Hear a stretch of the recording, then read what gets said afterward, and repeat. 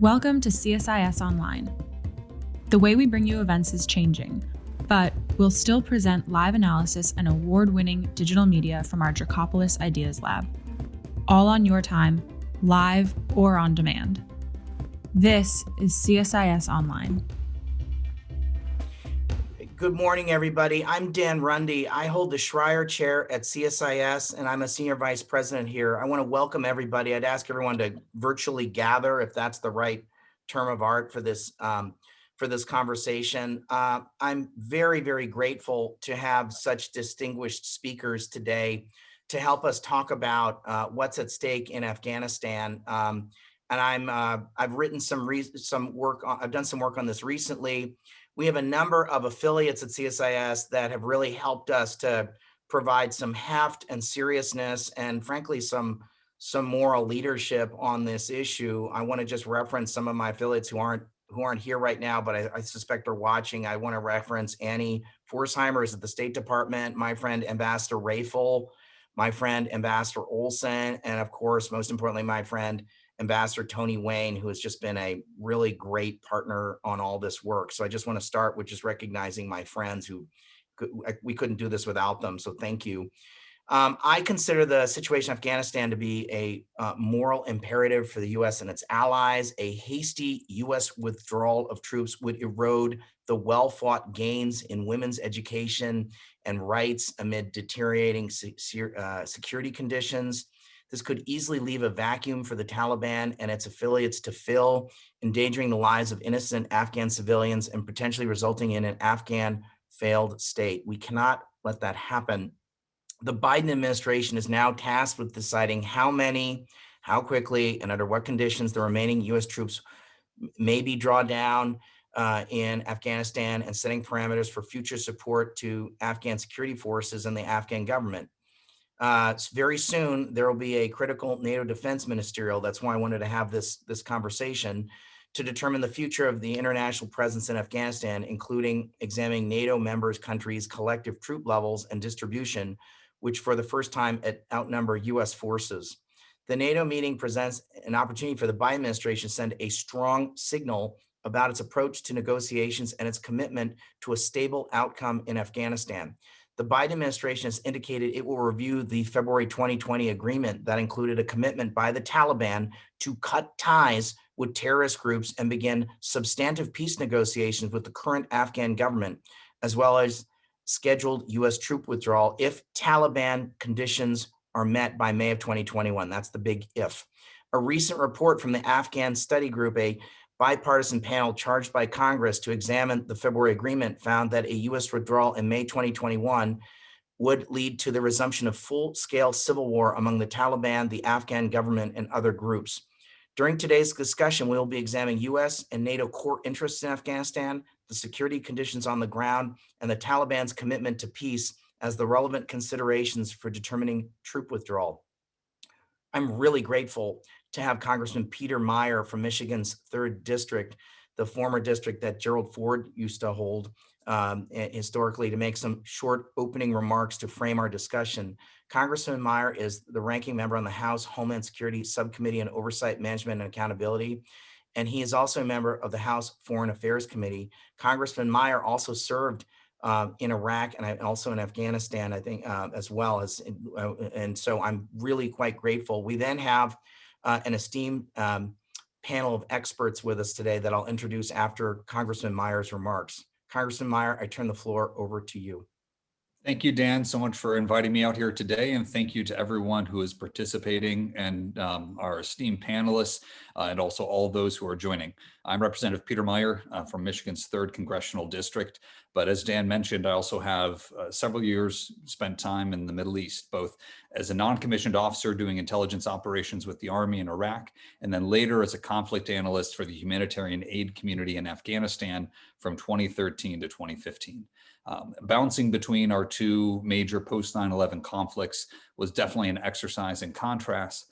In Iraq, you had a state that had suffered a disruption with the U.S. invasion. You had a authoritarian regime that had been removed, and you had strong regional pulls between Iranian-backed Shia militants on the one hand and Sunni militants backed by some GCC states on the other. Afghanistan, on the one hand, can be a bit of a tabula rasa for imperial ambitions historically, going back centuries. But on the other hand, it's more of a palimpsest. You have all of these traces of conflicts that have been left behind, but neither narrative construct really frames what we're dealing with today. And Afghanistan's a country that belies simple summary. In the years I spent there, I was struck by just how granular the conflict ended up becoming. How at the local level, within a province, within the districts, you had grievances that went back decades, but that ended up getting shifted and shunted into a broader conflict. And I'm optimistic at the current negotiations, but the two big words, or the two big concepts are one, that conditions-based approach, and then two, that those metrics be verifiable publicly and also objectively verifiable. And what do we mean by that? That there can be transparency in how it's being played out, but also that we can come to the same terms, both from a US observer position and from a Taliban accountability position, to ensure that those conditions are ultimately met. I'm cautiously optimistic, but that's something that I know our panel will get into deeper. But just by way of framing, while we have gone now for the first time over a year since U.S. forces has suffered combat-related fatalities. I think February 8 was the last time in a green on blue incident. In the last 2 years, over 20,000 Afghan security forces have lost their lives. So while we have shifted the casualty burden pretty extraordinarily, at the current pace of the conflict, it's not sustainable for Afghan security forces. I'm deeply concerned that if we don't appreciate the fact that Iran is sitting on one border, examining how we're operating, what opportunities for greater economic control and greater undermining of an Afghan government they have in the West, if Pakistan is sitting there on the east, looking for any opportunity to make sure there's no malign Indian influence getting into the region in their eyes, that they're continuing to have a state that they can use for strategic depth. If we don't anticipate how in the north the Russians continue to look for opportunities to sow chaos and undermine, this is going to be a very delicate balance going forward. And I would rather the US take an approach of humility in terms of what we can achieve, and rely on the arrogance of others to ultimately fall on their face. But Afghanistan is a deeply, deeply beautiful country. I've been nothing but impressed by the people. And I think that in terms of the shared goals, it's towards stability, it's towards peace, and it's towards greater economic development. But there are many in the region who seek to undermine those shared goals. So Dan, I thank you very much for having me here today, and I look forward to the discussion to follow. Congressman, thanks for your leadership. I think you're an important new voice in Washington. Many folks are watching you, and many folks have already been very appreciative of your willingness to take some hard choices. And I want to thank you for being here, and I want to thank you for your service. And I'm so grateful that we have someone as informed, as thoughtful as you in the U.S. Congress working on these critical issues. Thank you, Congressman. Thank you. We've got an esteemed panel of experts with us today to help us.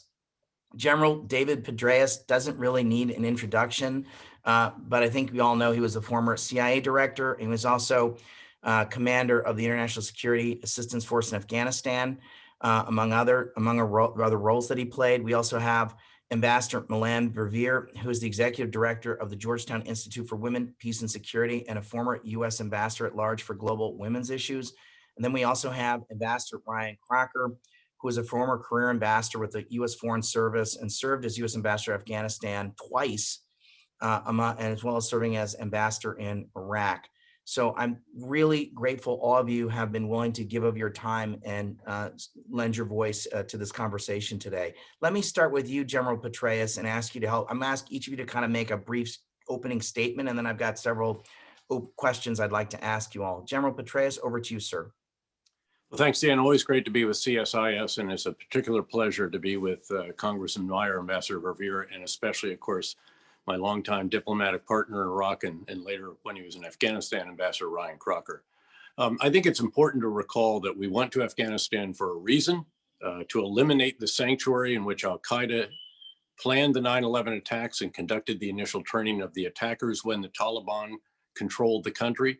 And we have stayed for a reason, and that was to ensure that al-Qaeda and now the Islamic State could not reestablish that sanctuary in Afghanistan in the ungoverned spaces that have begun emerging once again as the Taliban have eroded the security in that country. We also, of course, use Afghanistan as a very important platform for our regional counterterrorism operations. Let's remember that it was from Eastern Afghanistan, of course, that the operation that was conducted, which brought Osama bin Laden to justice, that was conducted. I'm currently very concerned that we are not only planning to draw down our forces completely by the end of April, which I think would be potentially disastrous. I'm concerned that we've drawn down our forces below the level warranted by the conditions, and below the level, half at the level that the commander on the ground, a very experienced combat commander with whom I was privileged to serve numerous tours in Iraq and Afghanistan, General Scott Miller, has assessed to be the minimum. Now, let me assure you, no one would like to see the war in Afghanistan resolved by a negotiation with the Taliban than someone who wrote more letters of condolence to America's mothers and fathers as a commander in Afghanistan than I did.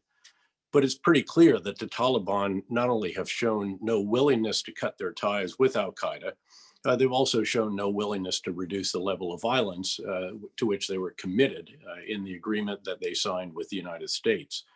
Beyond that, I see no prospect for an adequate, durable, negotiated settlement. The truth is, I think that the Taliban have engaged in negotiations with two big objectives: withdrawal of all US forces and to get their detainees out of Afghan detention facilities. They've succeeded in having the US draw down very considerably and to get their forces out of detention, and hundreds of them have already been detained once again, showing that they didn't honor their commitment to not return to the battlefield. As I mentioned earlier, withdrawal of all US forces by the end of April could potentially be disastrous. What we would see, I think, is the Taliban go on an offensive. I think that we would see then a result that would perhaps resemble the civil war that followed the collapse of the Soviet-supported regime that existed for 2 years after the Soviets withdrew their final forces. And again, we would see a massive refugee crisis, and so many of the commendable achievements in Afghanistan over the course of the last 20 years evaporate. Look, the current commitment that we have, I think, is very, very sustainable. Sustainability is measured in the expenditure of blood and treasure. We have not lost an American in combat for the past 12 months, and we've dramatically reduced the cost of our operations and of supporting the Afghan security forces and institutions very, very significantly since Ambassador Crocker and I were privileged to serve in the country at the height of our forces there. Keep in mind that we had 100,000 American men and women on the ground in Afghanistan when I was privileged to be the commander, another 50,000 NATO forces. We're now down at the number of 2,500. Certainly that is very sustainable. And I believe it should be a sustained commitment. By the way, it's only if you make a sustained commitment that the Taliban would truly negotiate in good faith as well, because if they always have a sense that we want to rush for the exits and this is just something to justify that, of course, they'll be happy to accommodate that, but again, not to negotiate in good faith. So I firmly believe that this is a mission that should continue. It's a mission that warrants a sustained commitment, and this commitment is sustainable. My concern actually is that we may have too few forces on the ground, and that when the fighting season resumes in a month and a half or two, that we will see the Taliban able to further erode the security. And of course, it's the Afghan security forces that are doing the fighting on the front lines now exclusively, with our advice, assistance, and enablers, hugely important enablers in terms of unmanned vehicles for intelligence, surveillance, and reconnaissance, and also airborne precision strike assets as well. Now, I think it's very important, finally, to remember that you don't end endless wars by ending US involvement in them. All you do is end American involvement.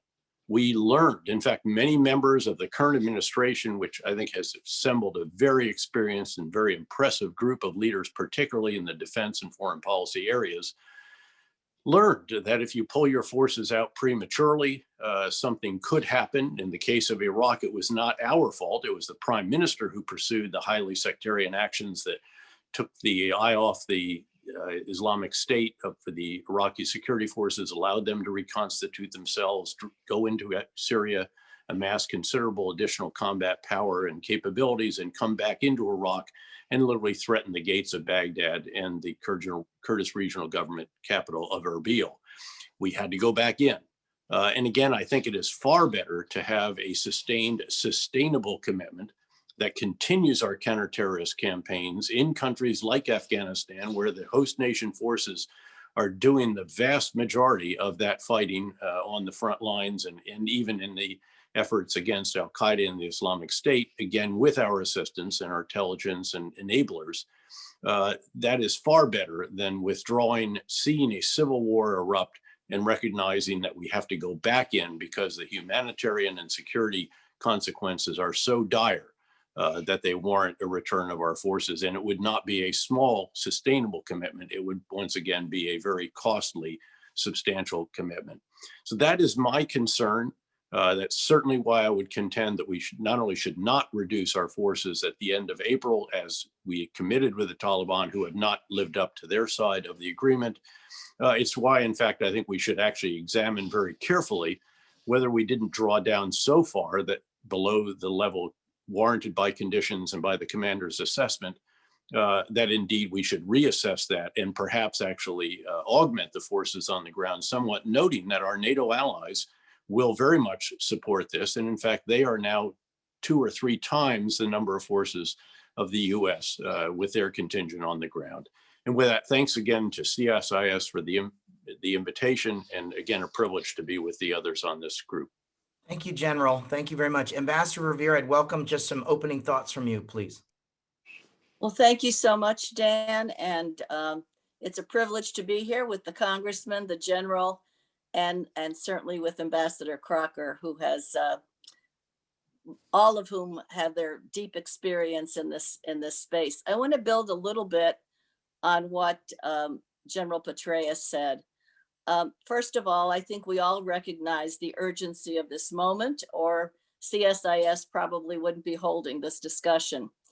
But there's also a window of opportunity, and the new administration does have an opportunity to recalibrate the deal that's been made between the United States and the Taliban.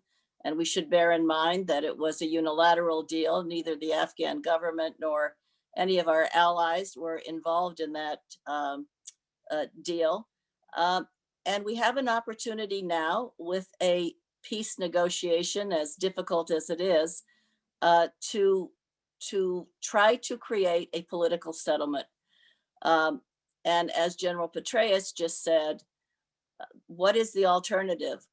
We don't even want to think about the nightmarish potential of a civil war erupting again, as once happened all of those years ago. So I want to reiterate too that there is a hunger for peace felt deeply, deeply in Afghanistan to end the violence. And we all know that Americans are war weary in terms of Afghanistan. And I think General Petraeus just reminded us why our commitment has been there. And that remains, that even with this long-standing engagement, there is much at stake. Our ongoing strategic interests, foreign policy interests, stability in the region, the necessity to contain terrorism and not have the reestablishment of a strengthened platform for terrorist operations, the humanitarian crisis that needs to be avoided, and of course, the investment that's taken place over the last 20 years that has provided tremendous gains for the Afghan people. Those will be at risk, greatly at risk.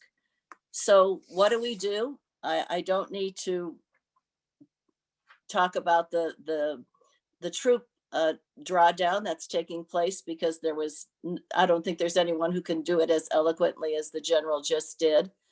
But there needs to be a pause, as he said, and what happens next needs to be conditions based. Part of the deal was to contain the violence, bring down the violence. That has not happened. And to de-link the Taliban from al-Qaeda, that they would break those ties. That has not happened.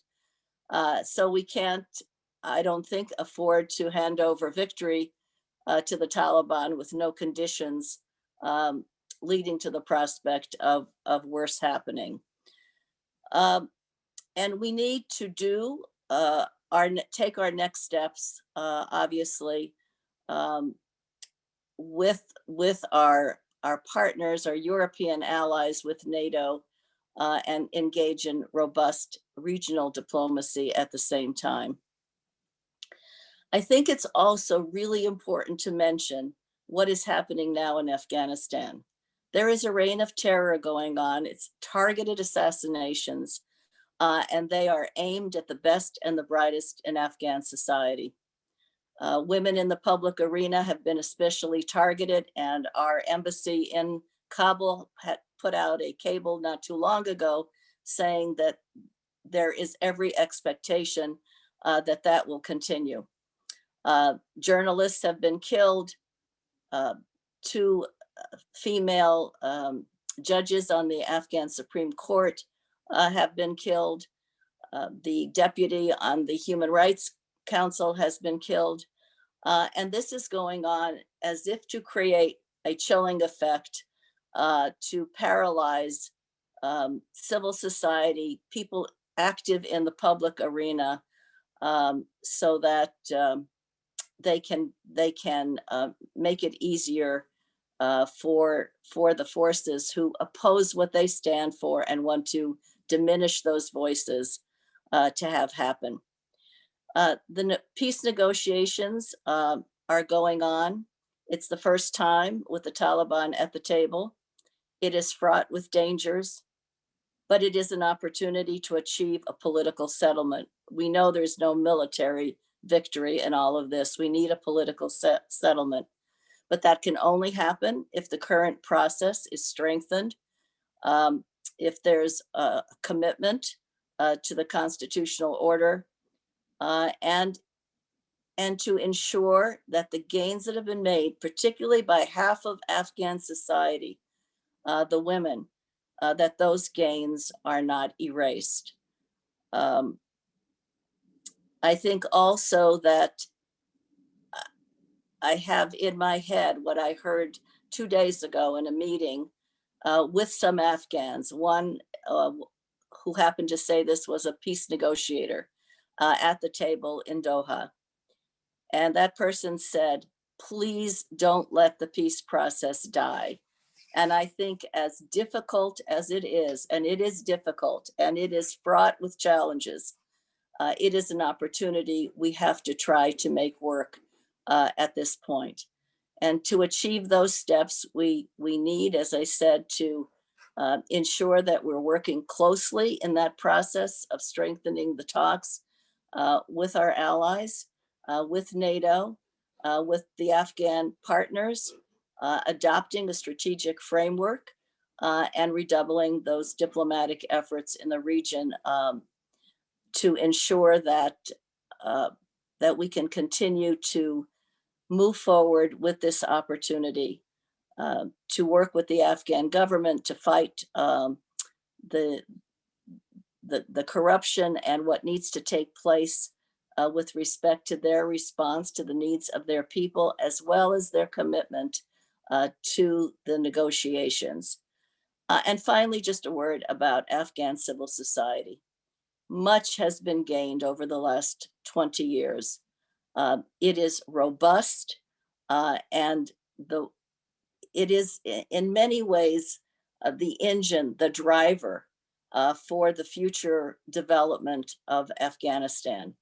And the women have been central players in all of that.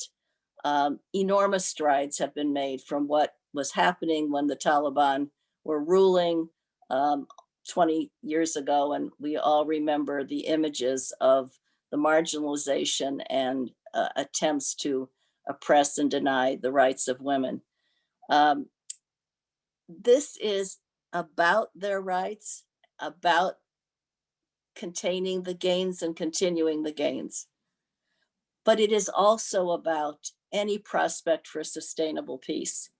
You can't write off half the people who have contributed so much to Afghan society and anticipate a sustainable peace, anticipate that there will be a bulwark against terrorism, and expect that where conditions are allowed to further come apart, that somehow that the best interests of the country are going to continue. So the condition of women and the condition of a nation go hand in hand, and that is absolutely true with respect to Afghanistan. So I will end there. Thanks, Ambassador Verveer. Ambassador Crocker, please.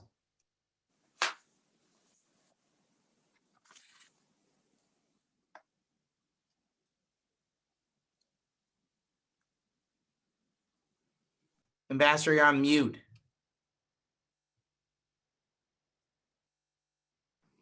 There you go. Sorry if that muted out. I'm having a little technical difficulty here. Just a pleasure to be virtually on this panel with the newest generation of strategic thinkers and actors, Congressman Meijer, with Ambassador Verveer, who has been a voice of reason and courage at some of our more difficult times in Afghanistan and elsewhere in the region as women struggle for their rightful place in society. And especially to be here with my my old battle buddy, Dave Petraeus, campaigning as we did together in Iraq and almost together in Afghanistan.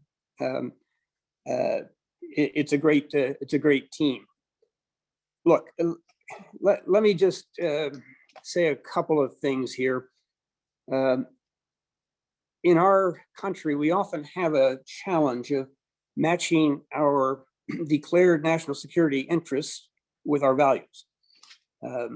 We were a country founded on values, and these remain very important to us.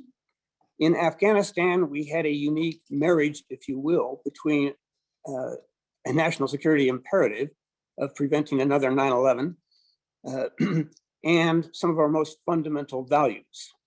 In this case, the position and the rights of women in Afghan society.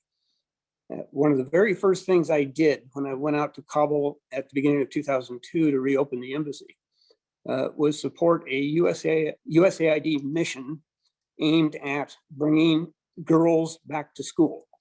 Throughout the Taliban period, they of course had no access to education. And I remember very clearly our first congressional visitor, again in January 2002. It was then Senator Joe Biden. He wanted to get a feel for things on the ground. He came out, he spent 3 days with us, 2 nights sleeping in my office. Conditions were pretty rough. We went to visit an Afghan girls' school that had just been established.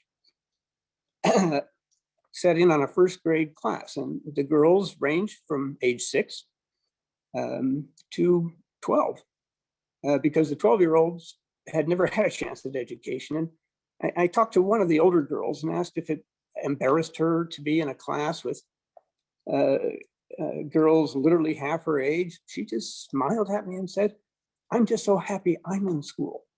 I don't care what the ages are of the other students." So at this particular juncture, we are now at risk of damaging critically our own national security by a precipitate withdrawal, which is what these peace talks are all about, incidentally. This is about surrender. This is not about peace. So we know, we've seen this movie. We pulled out of Afghanistan after the Soviet defeat. We could see the civil war coming. The Taliban eventually got the other hand, and that was the road to 9/11. So we are forewarned here. And the other thing is we risk tarnishing our values as Americans.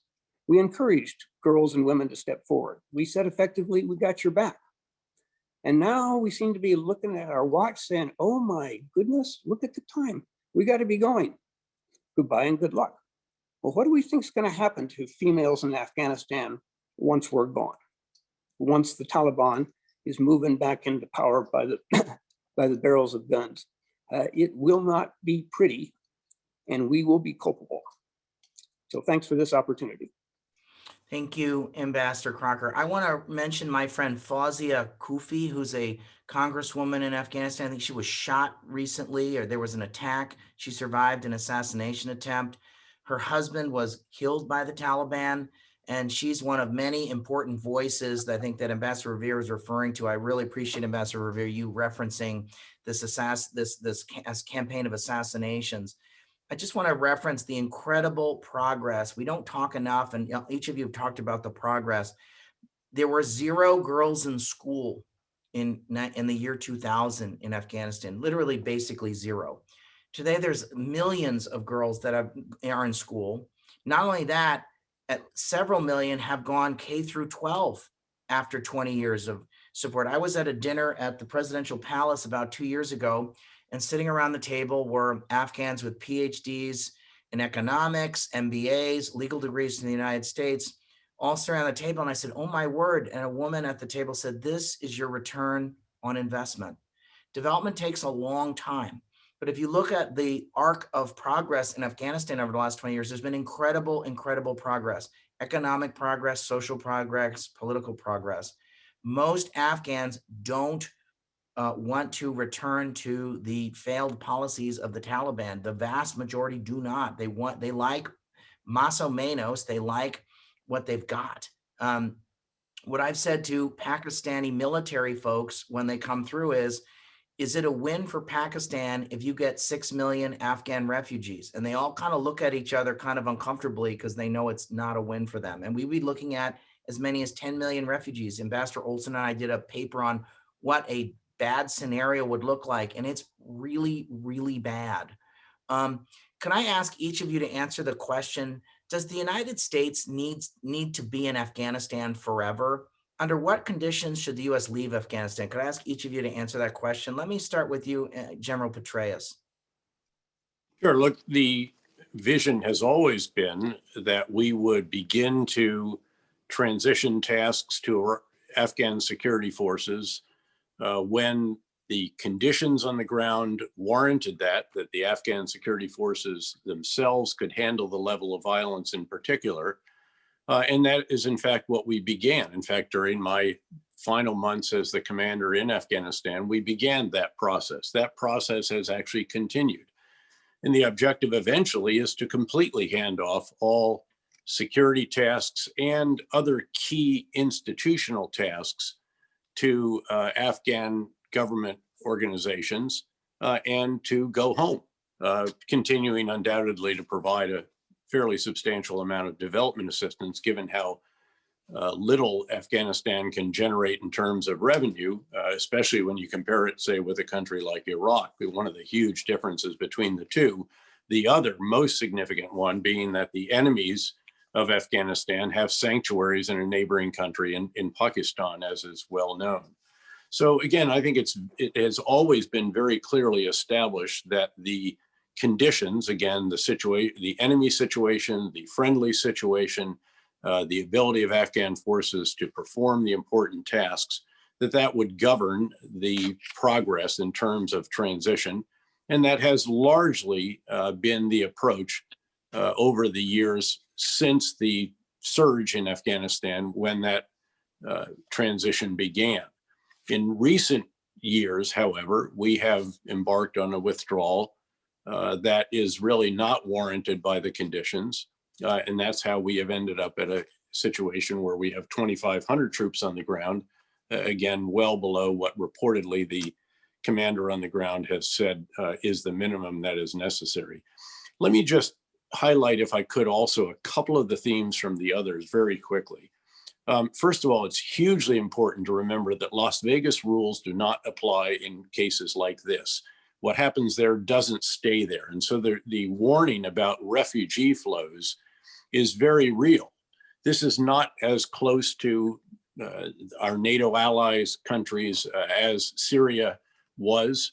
However, refugees will flood out of Afghanistan if you end up in a situation where the Afghan security forces begin to crumble, and God willing not happen, but you see a collapse of the security forces, and you'll see an exodus also of the international organizations and the nonprofit organizations that, Dan, you know very well, provide an enormous amount of assistance to Afghan citizens and institutions.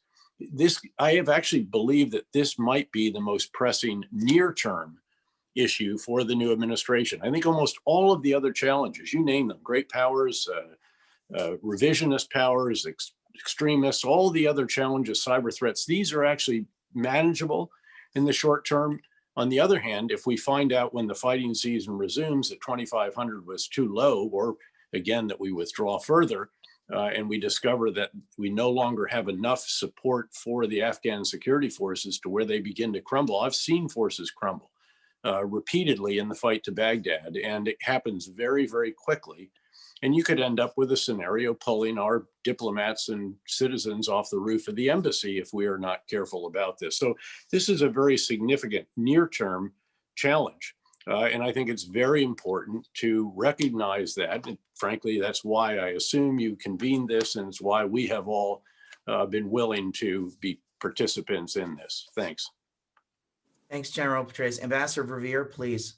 Well, just to add on that, obviously, General Petraeus and the others know far more in terms of what we need in with respect to our troop presence, future troop presence, or what kind of process can be put together, a platform with NATO, the UN, et cetera. But clearly the potential for a resurgence of terrorism for recruitment and training is something that would go against everything that we care about. I think also we are going to have to continue to support the Afghan national forces that are carrying the brunt of the security responsibilities, and assistance with other donor nations in support of meeting some of the ongoing needs that are going to be need to be met. But I want to go for a second, Dan, back to what you said about Fawzia Koofi. She is in the peace negotiations in Doha. She, like many, are very fearful about what the future holds for them. She sees it as an important opportunity, but not at any price, but ensuring that the gains that have been made will not be erased, et cetera. And the role of the women at the peace table, few as they are there, has to be meaningful. And it's not just a matter of their having say about their future potentially, but about all aspects of what is being discussed and what will be discussed, assuming it keeps going in a serious way, and that they are parties to that discussion on all fronts. So I just want to underscore that, because their role truly has to be one that's meaningful and isn't at any price, just in terms of having the negotiations continue. But she is wedded to those negotiations and really wants to see an outcome that does protect everything we've been talking about in terms of our values, in terms of our interests. She's an inspiration and a great force of good in the world. We absolutely need to back people like her. Thank you, Ambassador Verveer, for saying that. Ambassador Crocker, please. Thanks, Daniel. One of the ironies here is that we figured out how to bring this to a point of long-term stability. We figured that out quite a while ago. When I was ambassador there, I was the lead negotiator for what became the strategic partnership agreement between the United States and Afghanistan. That was an important enough agreement for President Obama to fly to Kabul and to sign it with President Karzai. It preceded by a couple of weeks the NATO summit in Chicago. That summit produced, among other things, a long-term NATO commitment to the support of Afghan national security forces at a level of about 225,000.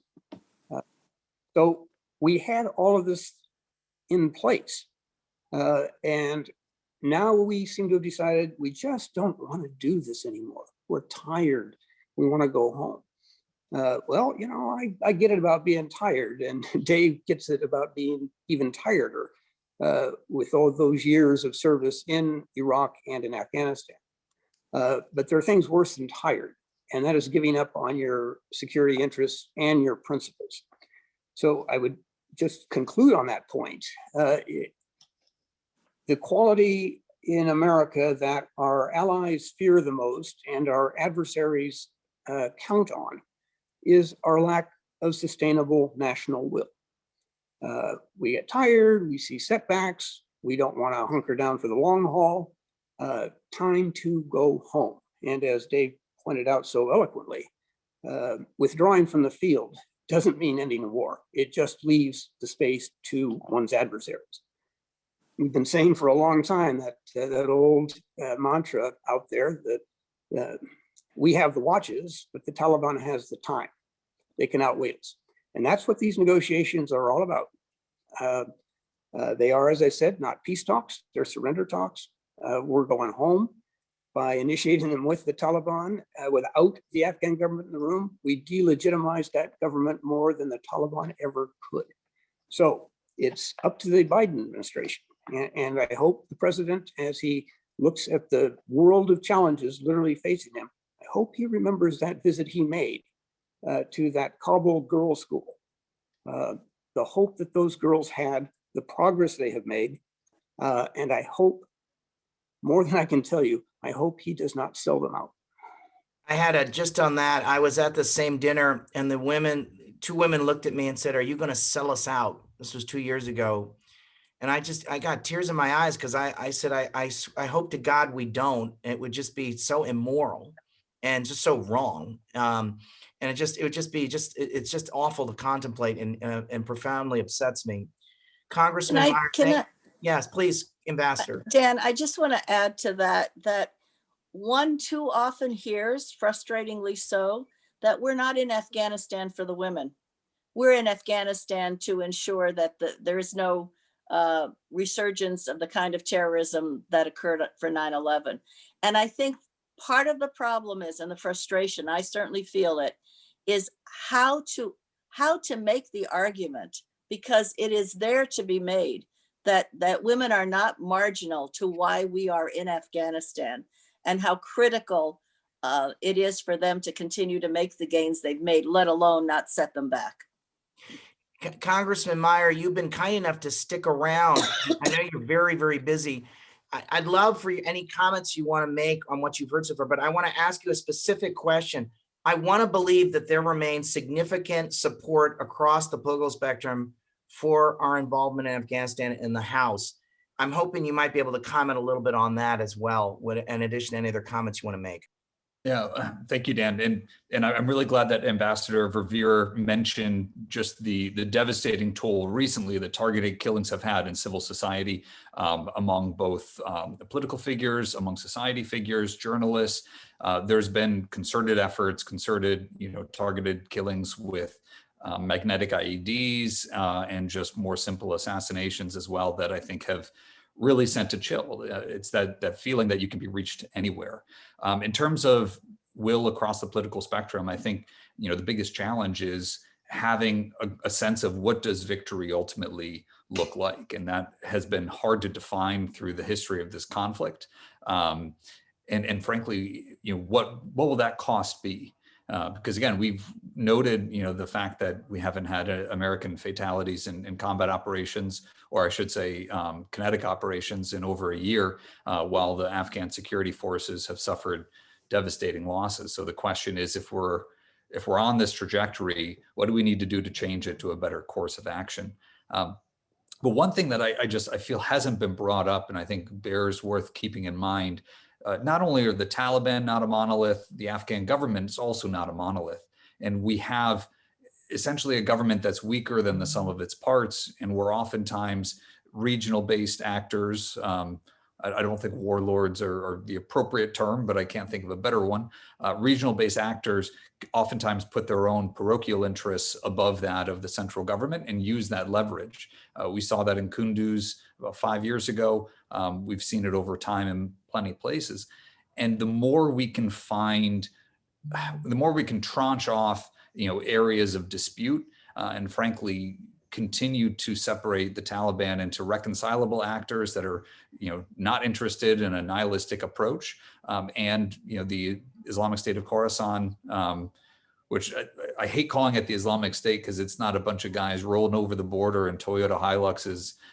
It's oftentimes the same actors with the same tactics and the same targets, but just, they're clearly have no even, they're not even making, lip service towards the idea of governance, versus some of the older school Taliban, the ones that are still remaining, who at least make odes to being viewed as a government in exile.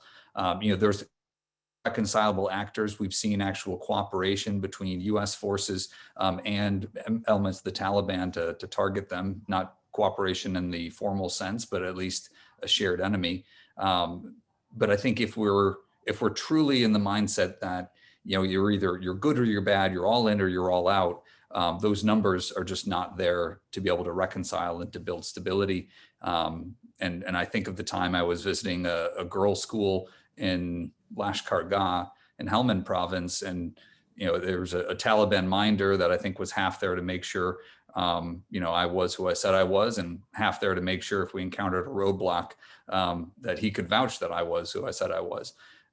But how even there you had an individual who had been in the Taliban who probably still had very close relations, but had been there in a governance capacity and had good relations with the head of that girls' school.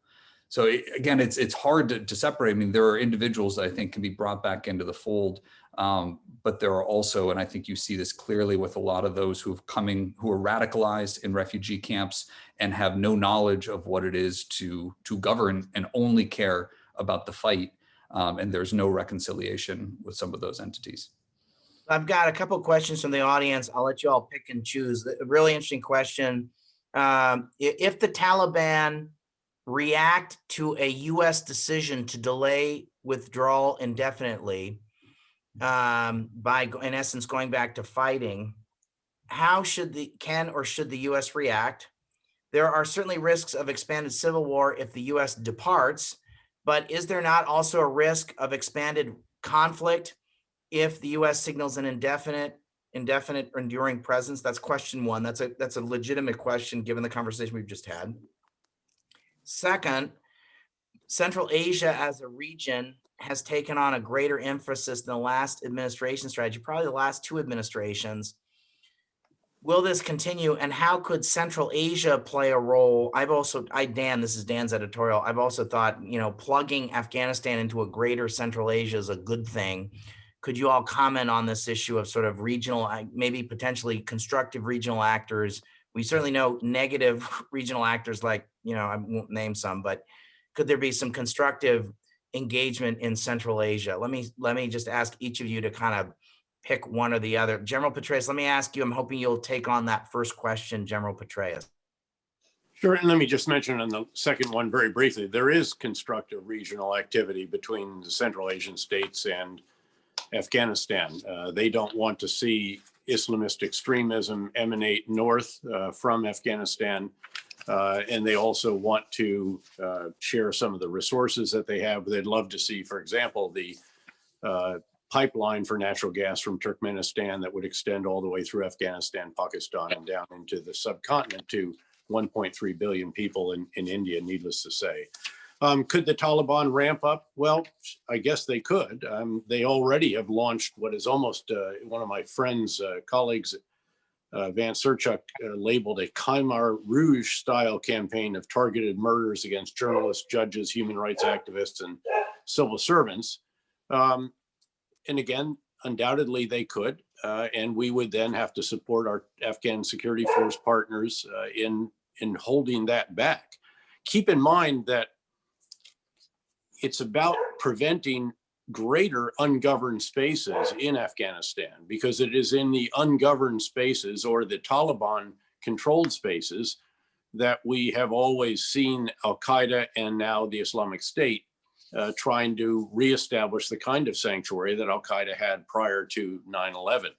Keep in mind that al-Qaeda had a sanctuary build up in Helmand province, down in the southern part of the country, not the traditional eastern part of Afghanistan, that was destroyed a year and a half or 2 years ago in operations of Afghan and coalition forces.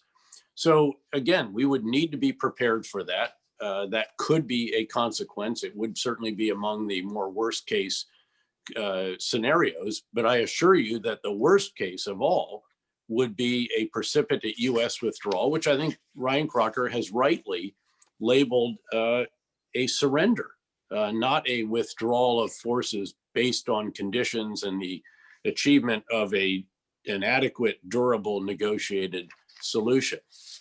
And so again, we've got to be very careful that what results from our activities on the ground is not the kind of civil war, and others have mentioned that, in which you don't not only have the Taliban and the Islamic movement of Uzbekistan and all the other extremist and insurgent groups, you also have the resurgence of warlord-led militias, ultimately all converging on Kabul, as they did, in fact, in the wake of the withdrawal of support from the final Soviet funded government in Afghanistan.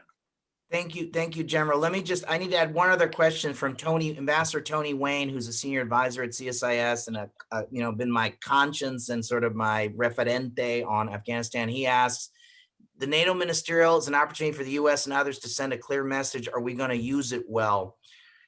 So I'm cognizant of the time. Let me turn to Ambassador Verveer and Ambassador Crocker, if you could each, so any of those three questions, including Ambassador Wayne's, each you get sort of a minute. And then if Congressman Meijer, if you want to add something at the end, I'd welcome that too. So I'm going to give each of you, Ambassador Verveer, Ambassador Crocker, and Congressman Meijer, a minute, because I'm cognizant that we're going to have to come to an end of our time soon. Ambassador Verveer. Let me just briefly say that we do need more constructive engagement with Central Asia.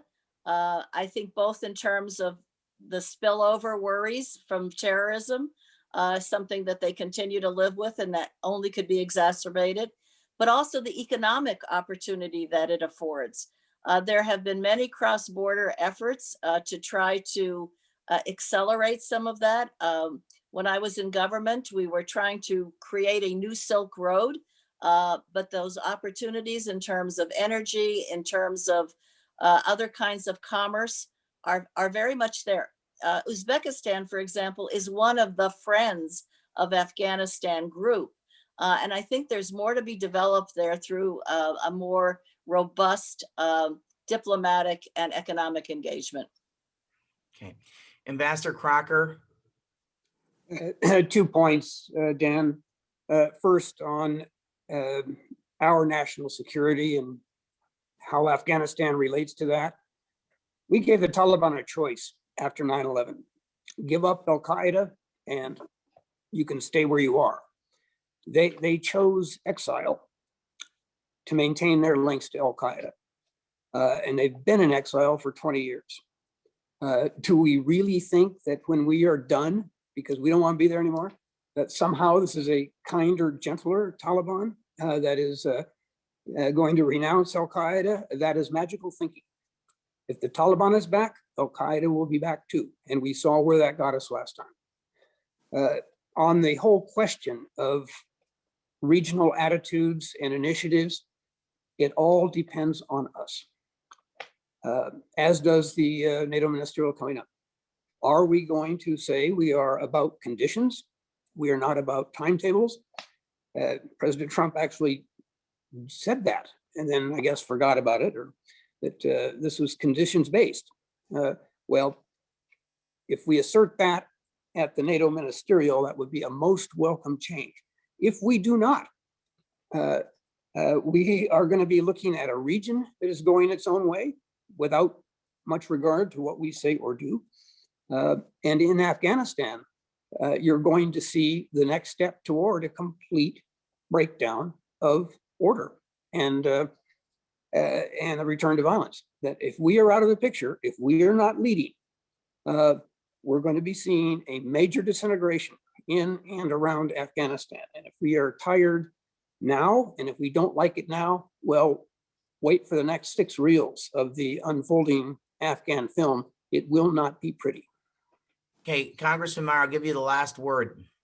Yeah, thank you, Daniel. And just to kind of build on what's been said, I think it's also important, we recognize what endgame might look like. And unlike Iraq, where there's a great prize to be won, Afghanistan, the neighbors should stand to benefit far more from stability, as long as there is more to be made off of peace than off of continuing conflict. And so navigating those currents in the coming years is going to be essential, making sure that we are targeting our assistance, targeting our forces in terms of creating those boundaries and creating those guidelines, rather than just leaving things up to chance, will be essential. So I'm grateful for the opportunity. I'm so grateful for all of you for giving us your time. Thank you so much. This has been really excellent. I'm so grateful. Thank you all very much.